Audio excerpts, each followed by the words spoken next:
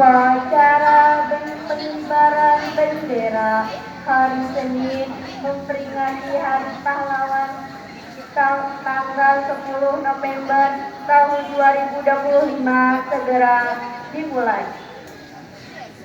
Masing-masing pemimpin barisan menyiapkan barisannya.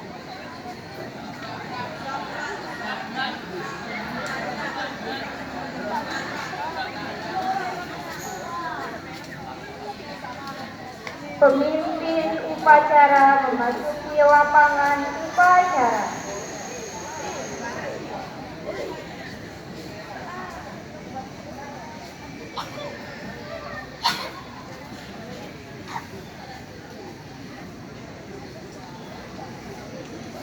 Penghormatan peserta upacara dipimpin oleh pemimpin barisan yang paling kanan.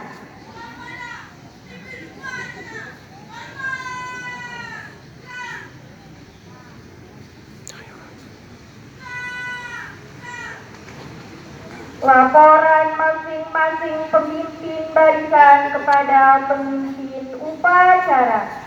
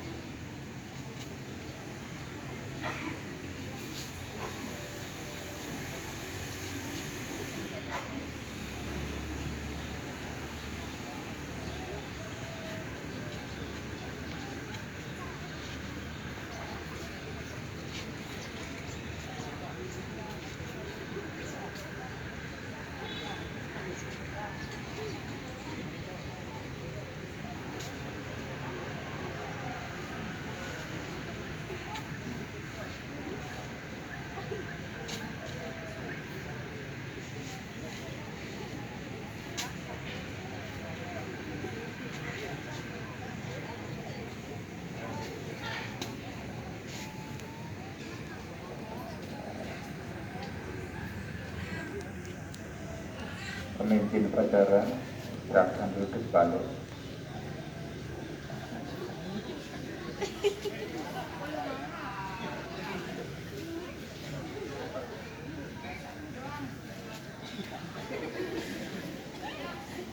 Laporan pengatur upacara kepada pembina upacara.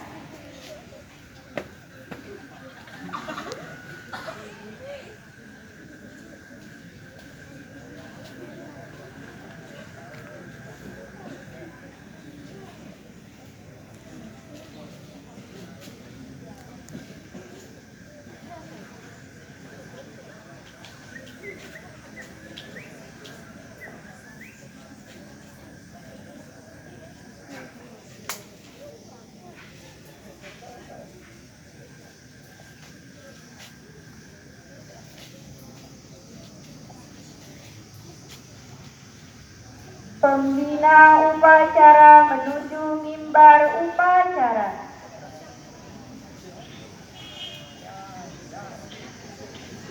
Siapkan.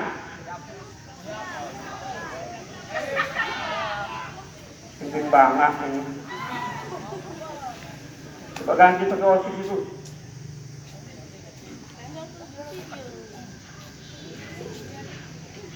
Ganti.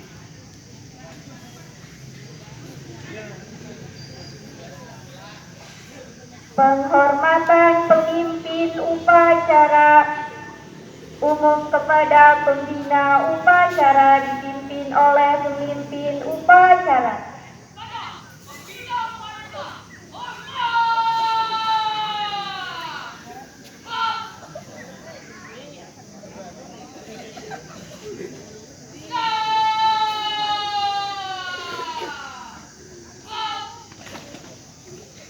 Laporan pemimpin upacara kepada pembina upacara. upacara.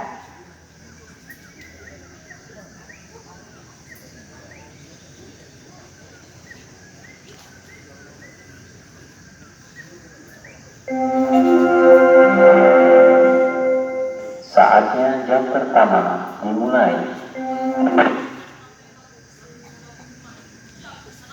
Laksanakan.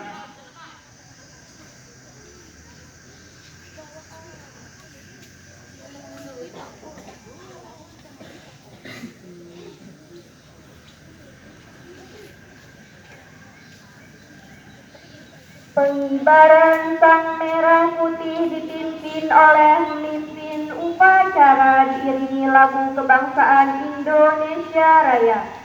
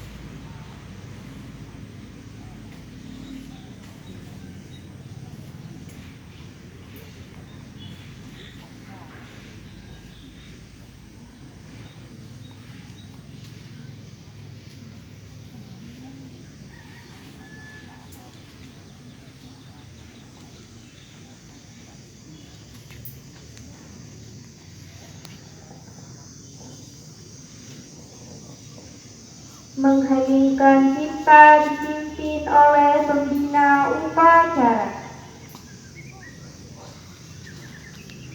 Untuk mengenang jasa para pahlawan yang telah mendahului kita. Mengheningkan cipta mulai.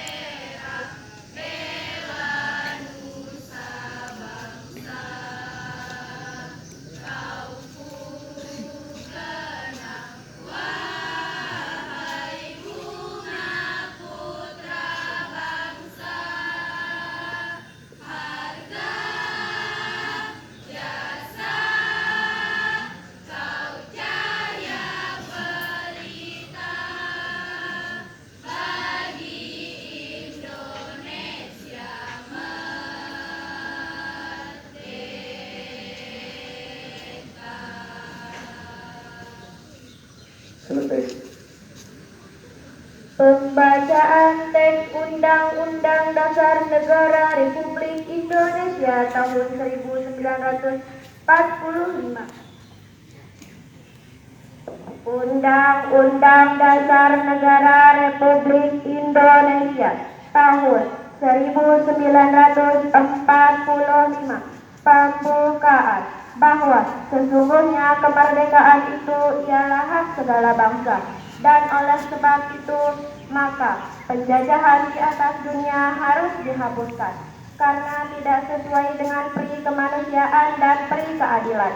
Dan perjuangan pergerakan kemerdekaan Indonesia telah sampailah kepada saat yang berbahagia, dan selamat sentosa mengantarkan rakyat Indonesia ke depan pintu gerbang kemerdekaan negara Indonesia yang merdeka, bersatu, berdaulat, adil dan makmur, atas berkat rahmat Allah yang Maha Kuasa dan dengan didorongkan oleh keinginan luhur supaya berkehidupan kebangsaan yang bebas. Maka rakyat Indonesia menyatakan dengan ini kemerdekaannya. Kemudian daripada itu, untuk membentuk suatu pemerintah negara Indonesia yang melindungi segenap bangsa Indonesia dan seluruh tumpah darah Indonesia, dan untuk memajukan kesejahteraan umum, mencerdaskan kehidupan bangsa, dan ikut melaksanakan ketertiban dunia yang berdasarkan kemerdekaan, perdamaian abadi, dan keadilan sosial.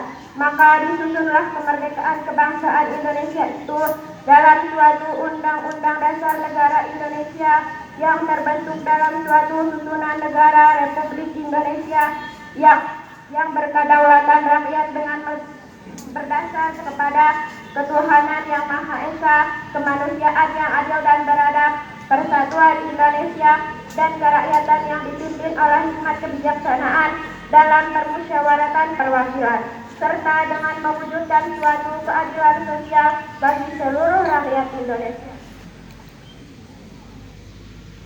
Pembacaan teks Pancasila oleh pembina upacara diikuti oleh seluruh peserta upacara.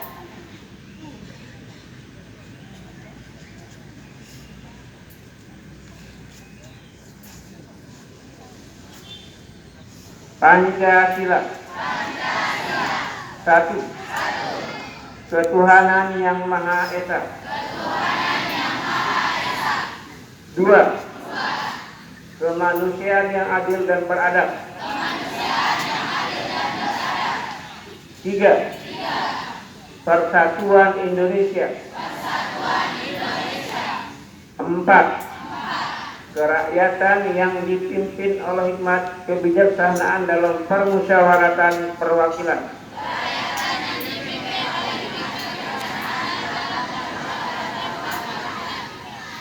Lima. Keadilan sosial bagi seluruh rakyat Indonesia.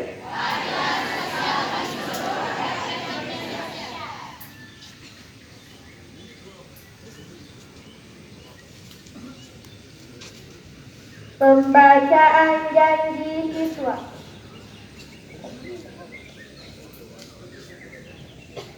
Janji siswa. 1. Bertakwa kepada Tuhan Yang Maha Esa. 2. Menjunjung tinggi kehormatan sekolah, orang tua dan guru. 3. Belajar rajin, sungguh-sungguh dan penuh kesadaran. 4. Bertindak jujur, sopan, dan tahu harga diri. 5. Mematuhi tata tertib sekolah, mempererat persaudaraan dan kesatuan di antara pelajar. 6. Menjadi warga masyarakat yang baik dan pemuda Indonesia yang bertanggung jawab.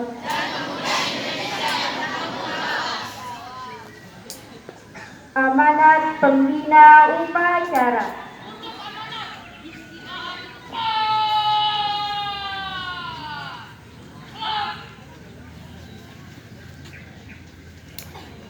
Bismillahirrahmanirrahim.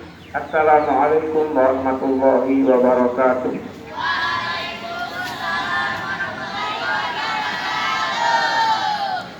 Yang saya hormati Bapak, Ibu, Dewan Guru, peserta staf tata usaha, dan anak-anakku yang saya sayangi. Alhamdulillahirabbil alamin. Wassalatu wassalamu ala asyrafil anbiya'i wal mursalin sayyidina Muhammad wa ala alihi wa sahbihi ajma'in. Amma ba'du. Alhamdulillahirabbil alamin.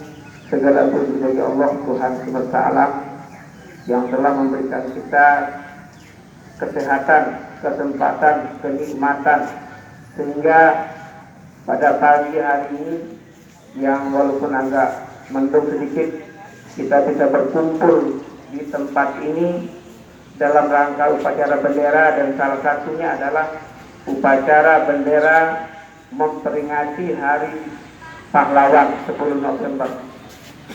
Selawat dan salam yang lupa kita sampaikan pada junjungan alam Nabi Muhammad sallallahu alaihi wasallam dengan ucapan Allahumma shalli ala Muhammad wa ala ali Muhammad. Sebelum kita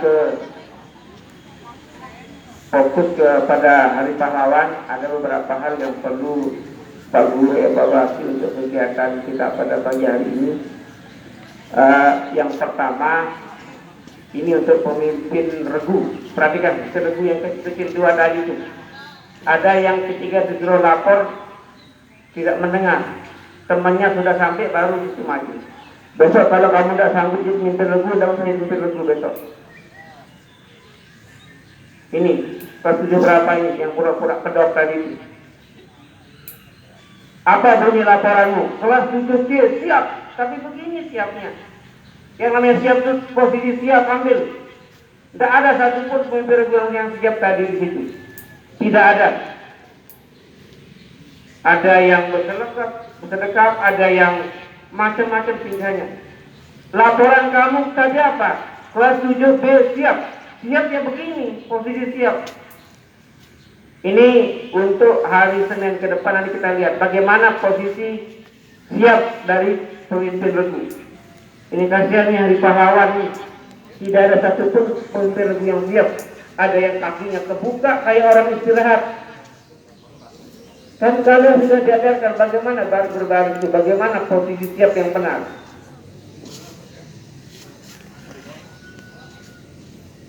Ya, kemudian jadi untuk kegiatan-kegiatan seperti ini memperingati Hari Besar Nasional, ya sekedar saran mungkin besok ambil alih oleh OSIS saja. Ini saya tidak mau seperti kejadian hari ini, pemimpin upacara tidak bisa apa-apa. Pemimpin loh itu ya. Jadi di sini yang paling tinggi itu pemimpin. Apapun kata pemimpin upacara kita ikuti. Bapak Ibu guru akan ikut. Ketika dia bilang hormat, kami hormat. Karena apapun diperintah pemimpin upacara, semua peserta upacara harus ikut. Sekarang pemimpin upacara kita adalah pandu namanya. Ya. Suruh istirahatkan dia pemimpin. Kan pemimpin upacara. Dialah pemimpin saat ini di tempat ini, ya, pandu kamu paling tinggi saat ini.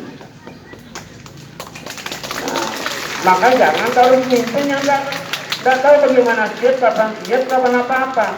Maka sudah ganti dan kasihan hari pahlawan, terus kita peringati dari ecek gitu ya. Kasihan. Nah, contohnya siswa kita kelas 7 ini siap pakai dalam keadaan mendesak, mendadak, siap maju. Dan alhamdulillah dia sudah menjalankan tugasnya dengan hebat. Ya.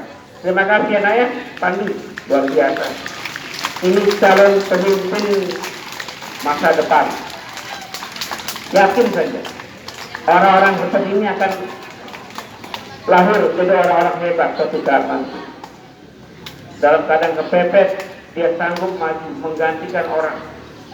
Nah, tanpa latihan, tanpa itu, tapi siap. Nah, ini contoh siswa hebat. Ya. Itu sedikit tentang evaluasi upacara kita hari ini. Jadi pemimpin regu, sekali lagi, pemimpin regu ambil posisi siap ketika lapor kepada pemimpin upacara. Jangan seperti kejadian hari ini dan hari-hari kemarin sama saja seperti itu. Jadi kalau memang kamu bilang kelas 8A siap, ambil posisi siap. Dengan menutup kedua kakinya dibuka sedikit, itu posisi siap. Bukan posisi seperti Pak Guru ini adalah posisi istirahat ini. Kita lagi istirahat. Ya baik, kita lupakan dulu itu. Mudah-mudahan besok hari Senin yang akan datang kita melaksanakan upacara lebih baik daripada hari ini. Memimpin upacara lebih baik karena pemimpin upacara adalah pimpinan pada saat kita melakukan upacara di sekolah kita ini. Maka pilihlah pemimpin upacara yang memang betul-betul siap melaksanakan tugasnya. Anak-anakku yang saya banggakan, hari ini kita upacara di semua sekolah, kantor di seluruh Indonesia melaksanakan upacara bendera dalam rangka memperingati Hari Pahlawan. Makanya kalau sedikit Pak Guru marah karena Hari Pahlawan ini, kami juga ini punya pakaian khas hari ini.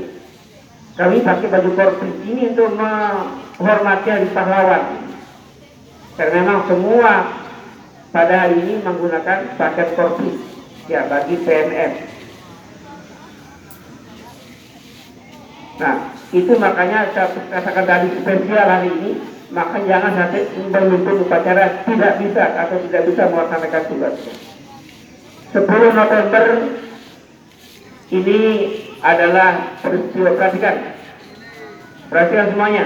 Saya berikan kuliah sedikit tentang 10 November. Nanti ini pelajaran IPS, banyak master kita di sini. Nanti kalau salah nanti ditegur nanti. Ini pelajaran IPS. Ada banyak ahlinya di sini, ada Pak Ihsanwadi, ada Pak Husnul Abidin, ada Ibu Hiasyana Hari, ada Ibu Lindayani, ada Pak Sahabudin, ada Ibu Ismaini Maulida di sini, tidak Ibu baik-baik juga ada guru PS sini. Nanti kalau salah bisa diperbaiki apa yang saya sampaikan pada pagi hari ini. Ya. Karena ini erat kaitannya dengan pelajaran IPS khususnya untuk pelajaran sejarah. Perhatikan semuanya. Jadi 10 November 1945 terjadi pertempuran di Surabaya yang banyak memakan korban. Dari Indonesia diperkirakan 20.000 orang berjatuhan meninggal akibat peperangan itu. Dan dari pihak sekutu itu diperkirakan 1.500 orang yang menjadi korban. Sedikit Pak Guru bercerita tentang, mudah-mudahan Pak Guru masih ingat ini, tentang bagaimana 10 November itu. Jadi setelah kita memproklamirkan kemerdekaan kita pada tanggal 17 Agustus 1945, bukan berarti ketika kita memproklamasikan kemerdekaan itu kita bebas. Ternyata 2 minggu kemudian datang tentara AFNI, namanya AFNI, ya. Apa AFNI itu? Allied Forces Netherlands East India. Kalau bahasa Geraninya pasukan sekutu Belanda. Itu datang. Tujuannya apa? Yang pertama, untuk melucuti senjata perang hasil rampasan dari tentara Jepang. Yang kedua, membebaskan tawanan perang. Yang ketiga, nah di sini yang jeleknya ini, datang ke Indonesia, ternyata Belanda ingin menguasai kembali Indonesia, ingin menjajah kembali Indonesia. Nah, jadi pada tanggal 18 September, akan antara Agustus sama September kan sedikit bedanya ini. Di situ ada pengibaran bendera Belanda di hotel apa namanya? Hah? Oh bagus, ada bilang tuh Yamato, Hotel Yamato. Sekarang namanya Hotel Majapahit. Kenapa namanya Yamato? Yamato itu bahasa Jepang. Kira-kira begitu. Kalau bahasa Jepang itu kan huruf akhirnya pasti A, I, U, E, O. Makanya dikatakan bahasa vokal. Yamato. Nagasaki kan O itu I. Untuk kotanya Tokyo. Tuh. Apa bahasa Jepangnya cukur rambut? Cukurata. Iya cukurata. Baju di belakang itu bahasa Jepang. Ada tiba-tiba kita punya barang, kita obral murah-murah. Apa bahasa Jepangnya? Takashimura. Takashimura itu bahasa Jepangnya itu. Nah, Bu Eli katanya apa Pak Pala kalau nggak ada uangnya apa bahasa Jepangnya? Ini Sakurata. Sakurata terkete. Ada yang lain nanti belakangan dulu yang bapak-bapak. Nanti PR ini. Ada juga bahasa Jepang yang bagus. Itu, nah ini main-main tadi ya. Nah jadi begitu perhatikan. Saya tahu tadi kalian mungkin agak tegang, Pak Guru berbicara agak apa main-main tadi. Kembali kepada ini saya kalian tahu. Di Hotel Yamato itu dikibarkan bendera Belanda. Ada berapa warna bendera Belanda? 3. Hebat. Warna apa? Pinter yang lagu. Apa namanya? Pasukan paduan suara. Merah, putih, biru. Sudah baca sejarah itu, alhamdulillah. Makasih ya Naya, bagi kamu sudah baca buku. Berhasil di PS-nya ini. Ya. Nah, jadi itu memicu kemarahan Indonesia karena bagaimanapun bendera itu adalah lambang negara, harga diri kita. Ketika kita merdeka kok ada bendera asing dikibarkan di Hotel Yamato tinggi itu. Makanya datanglah pemuda di situ untuk naik merobek bendera yang warnanya biru sehingga tersisalah merah putih berkibar dengan gagah di kota Surabaya. Nah, itu pada saat itu para pemuda dipimpin oleh 2 orang pemuda yang gagah berani namanya Haryono dan Kusno Wibowo kalau tidak salah ya. Itu yang memimpin pemuda-pemuda untuk merobek bendera warna biru. Itulah puncak dari ketegangan antara Indonesia dengan tentara sekutu. Apa sekutu itu? Gabungan antara beberapa negara. Kalau tidak salah ada Inggris, ada Belanda. Ya. Nah, itu puncak ketegangan sehingga pada tanggal 27 Oktober itu terjadi pertempuran karena Indonesia tidak mau menyerahkan tentara hasil senjata hasil rampasan dari tentara Jepang. Ini berbudaya lama ini. Makanya terjadilah pertempuran dari tanggal 27 Oktober sampai pada tanggal 31 Oktober itu terbunuhlah pimpinan pucuk dari tentara sekutu namanya AWF Malabi. Itu pukulan berat buat tentara sekutu. Hebat Indonesia.